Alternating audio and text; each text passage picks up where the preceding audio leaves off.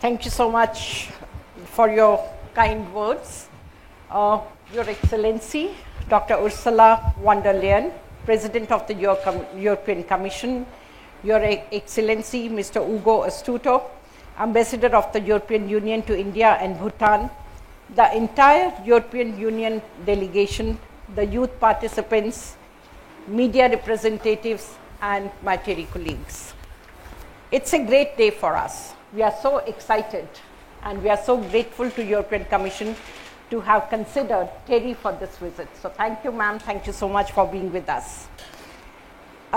This campus, as I explained you while walking to this place, this in a way shows sustainability itself. It's a green campus. We developed it. We started here way back in 84, 85.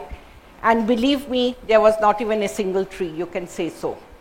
And we started and we thought that it shouldn't be simply that you start with the construction activities. Rather, it was how do we preserve the contours which are available over here. And I still remember our discussions with the architect.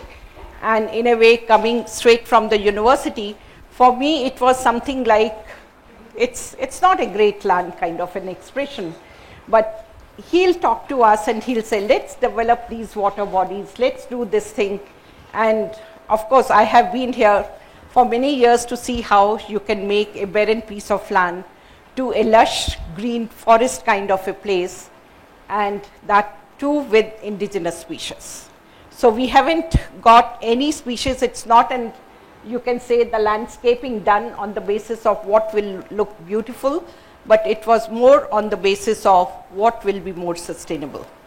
And of course, all those discussions, even it was that we don't want to attract monkeys and we don't want too much of leaf fall and in which weather what trees will look good and so on.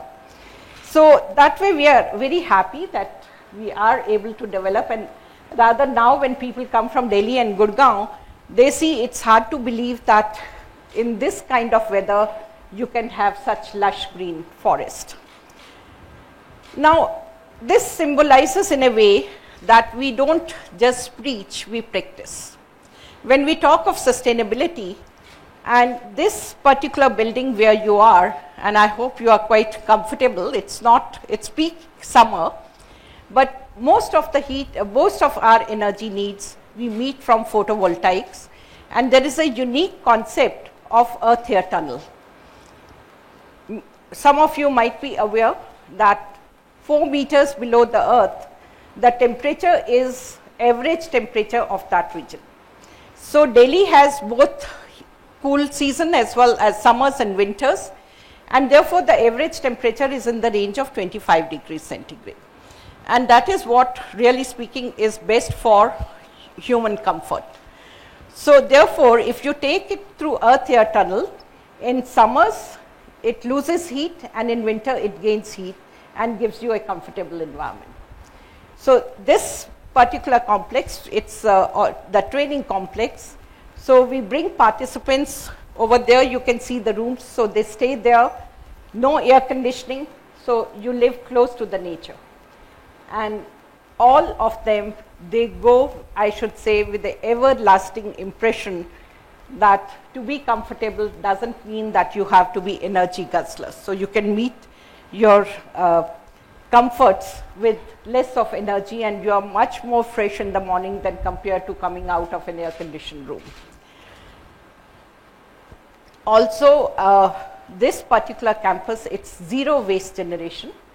So the water which we use in the facilities, that is treated and used for irrigation purposes.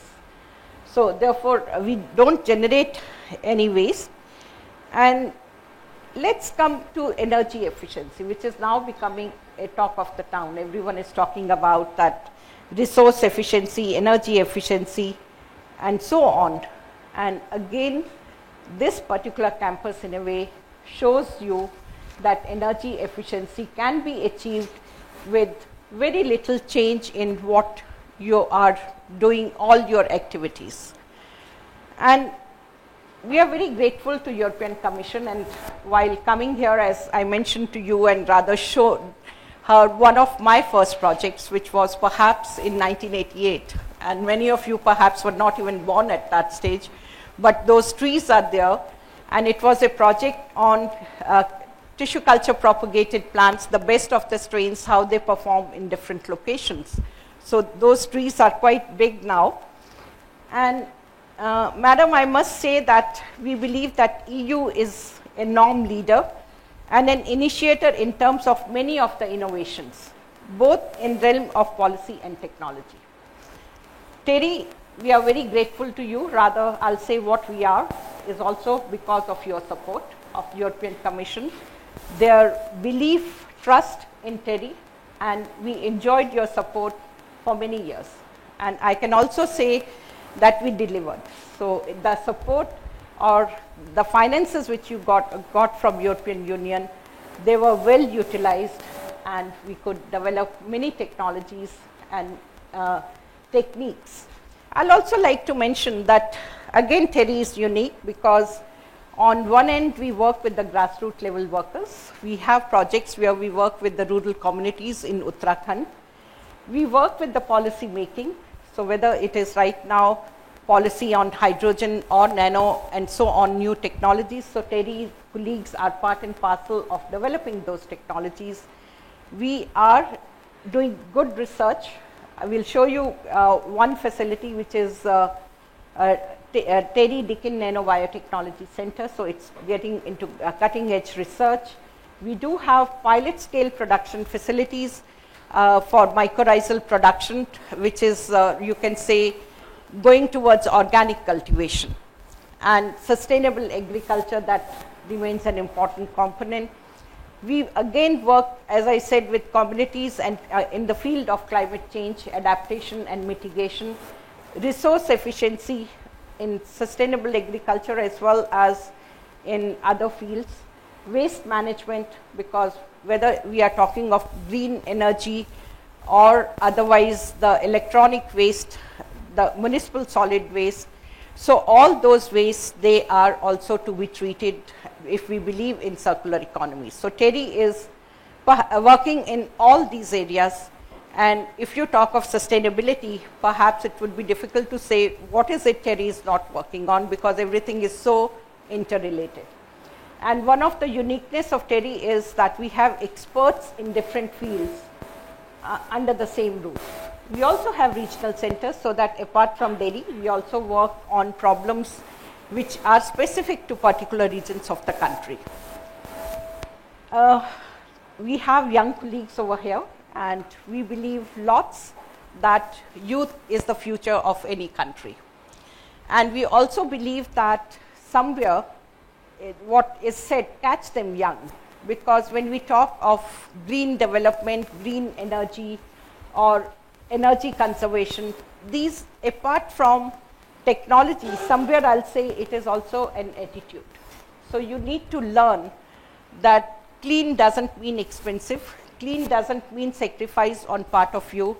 It is that you can be green, you can be clean, and you can enjoy your life in the most sustainable way. So it's a mindset. So for that reason, TERI has also invested in establishing a deemed university, TERI School of Advanced Studies, which is a research university. So it's a postgraduate as well as PhD students. So we have close to 800 students over there. So just to, it's more of that the kind of research by involving youngsters we are doing. We also believe that whatever we do, that message must go out. And for that reason, we involve with students at all stages. We have these school students with which you will be interacting with them later. We also do an annual summit, World Sustainable Development Summit, and my colleague Shelley, she has done a wonderful job this year in spite of being a pandemic year and we couldn't do in person. So it was done in a virtual mode, and we have done this long journey of 21 years continuously. It's an annual event which is attended by almost 5,000 people each year.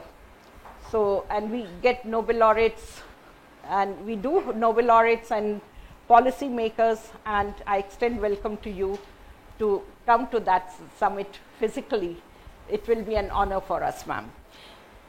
Now, as Shelley mentioned, that women leadership is crucial for inclusive and environmentally sensitive decision making in political, economic, and public life. Engaging with young people on matters concerning security, climate change, and public policy is important to promote young leadership along the global citizens for our common future. We are extremely honored and delighted that this intergenerational dialogue is taking place involving a prominent woman leader and our future generation. And we have many young students over here who are working in the field of sustainability. They are eager to ask you questions, but most importantly, listen to Her Excellency for her insights and comments.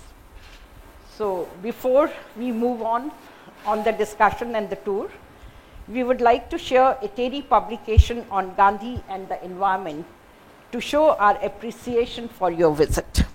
So this is the book, Mahatma Gandhi and the Environment. Thank you very much. Thank you. Thank you very much. Thank you. Thank you. Thank you. Thank you so much, Dr. Dhawan. I now have the pleasure to invite Her Excellency Dr. Ursula von der Leyen to deliver a few words of inspiration before we start the youth interaction. But firstly, Dr. von der Leyen has shattered many glass ceilings, to name a few, as the first woman defense minister of Germany and then as the first woman president of the European Commission. Your Excellency, the floor is yours.